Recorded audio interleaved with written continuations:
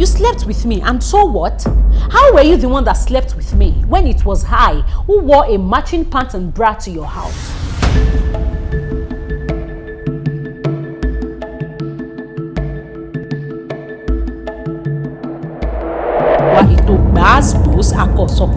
Sex complicates everything.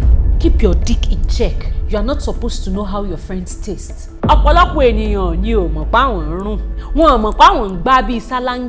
The illiterate of this generation are not those who cannot read and write, but those who cannot learn, unlearn, and relearn. As important as the life of the female child is, so is the life of the male child. Evil is not gender-based. I have male friends who were raped by their aunts when they were children.